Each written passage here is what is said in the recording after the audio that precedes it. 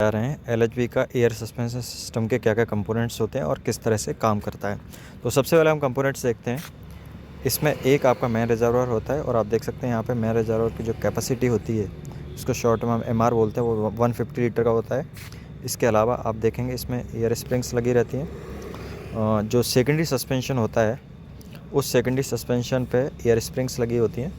तो secondary suspension चूँकि एक कोच में दो आपका बॉलिस्टर होते हैं तो उसके साथ ये एयर स्प्रिंग्स अटैच रहती हैं।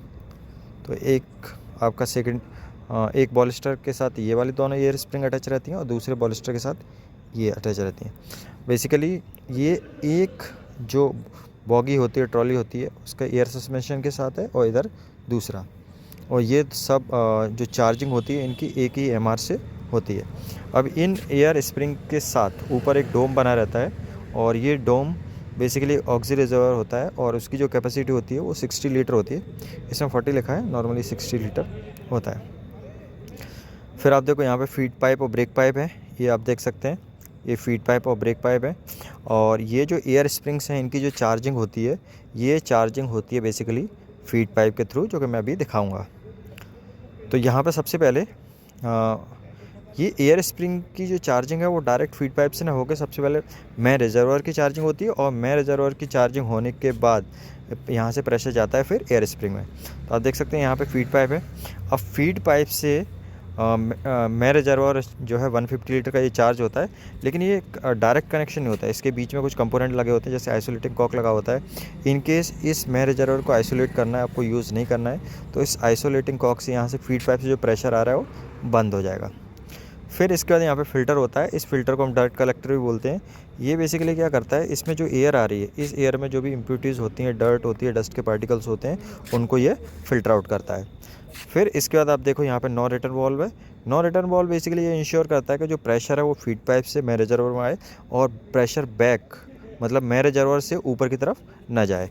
तो यहाँ पे ये नॉन रिटर्न वॉल्व है, जिसको हम एनआरवी बोलते हैं। ये इंश्योर करता है कि जो फ़्लो है वो यहाँ से इस तरफ ही हो, उल्टा फ़्लो ना हो। अब देखो फिर कैसे मेन रिजर्वायर से कनेक्शंस होते हैं। तो मेन रिजर्वायर से यहाँ पे ये मतलब एक मेन रिजर्वायर लगा होता है एक कोच में, और एक कोच में होती हैं दो बॉगी, जिसको हम ट्रॉली भी बोलते हैं। तो यहाँ पे आइसोलेटिंग कॉक लगा होते हैं। जैसे मान लो किसी जो बॉगी है उसको आइसोलेट करना है तो आप यहाँ से उसको आइसोलेटिंग कॉक लगा रहता है, और इस आइसोलेटिंग कॉक के साथ बेंट स्क्रू भी लगा होता है, तो एग्जॉस्ट भी करा सकते हैं। देखिए किस तरह से कनेक्शन होते हैं वो मैंने आपको दिखा दिया है, ठीक है। तो इसी मेन रिजर्वायर से यहाँ पे ये आइसोलेटिंग कॉक है, आइसोलेटिंग कॉक होते हुए जाता है। इसमें बीच में और भी कंपोनेंट्स लगे होते हैं, वो आप देखेंगे।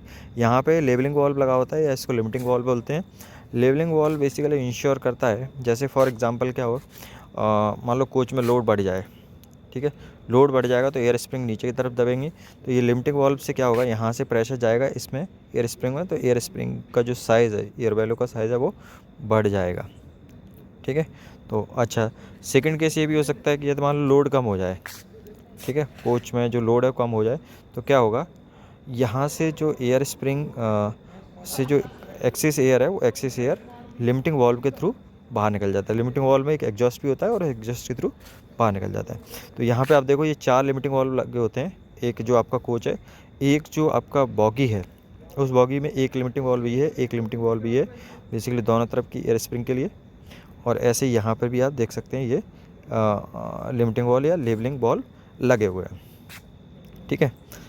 इसके बाद आप देखेंगे, और ये जो एयर स्प्रिंग होती है, एयर स्प्रिंग ऊपर ये डॉम होता है, बेसिकली ऑक्सीजन रिजर्वायर का मतलब यहाँ पे डॉम होता है, और डॉम का जो मेजर साइज़ है वो 60 लीटर होता है। इसमें 40 लिखा है, लेकिन 40 शायद डेमो में होता है, और यहाँ पे जो नॉर्मल एलएचबी है उसमें 60 लीटर का डोम बना होता है। तो इसको आप देख लीजिए। फिर इसके बाद है यहाँ पे डुप्लेक्स चेक वाल्व है, ये भी काफ़ी इंपॉर्टेंट होता है।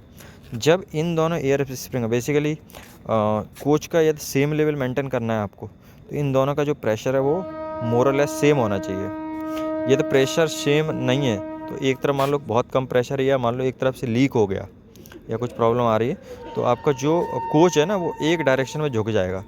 तो इस चीज़ को अवॉइड करने के लिए यहाँ पर डुप्लेक्स चेक वाल्व लगा होता है। जब भी प्रेशर 1.5 kg पर सेंटीमीटर स्क्वायर का प्रेशर डिफरेंस हो जाएगा, तो यदि इसमें मान लो प्रेशर ज़्यादा, इधर प्रेशर कम है, तो प्रेशर यहाँ से कंटिन्यूसली इस तरफ जाएगा। जिससे आपका जो कोच है वो एक तरफ गिरे नहीं। ठीक है, जब तक ये अटेंड नहीं किया जाएगा तब तक ये डुप्लेक्स चेक वाल्व क्या करेगा, उसको टेक केयर करेगा। फिर जैसे ही वो अटेंड हो जाएगा, सही हो जाएगा, तो फिर ये नॉन फंक्शनल हो जाएगा। ठीक है, तो ये डुप्लेक्स चेक वाल्व है। डुप्लेक्स चेक वाल्व का मतलब ये है कि जैसे फॉर एग्जांपल इधर प्रेशर ज़्यादा है तो एयर है, जो एयर प्रेशराइज एयर है वो इधर से इधर फ्लो होगी, लेकिन यदि प्रेशर मान लो इधर ज़्यादा है तो यहाँ से ये इस तरफ फ्लो होगा, इसलिए इसको बोलते हैं डुप्लेक्स चेक वाल्व। ठीक है, तो ये आपको समझ में आया होगा। ठीक है, इन केस मान लो ये ख़राब हो जाते हैं तो उस केस में क्या होता है कि इसको आइसोलेट कर देते हैं, और आइसोलेट करने के बाद स्प्रिंग से हवा निकाल देते हैं और उसको गाड़ी को 60 किलोमीटर पर आवर की स्पीड से लेके जाते हैं। फिर जब अटेंड हो जाता है तो इसको फिर सही कर देते हैं। ठीक है।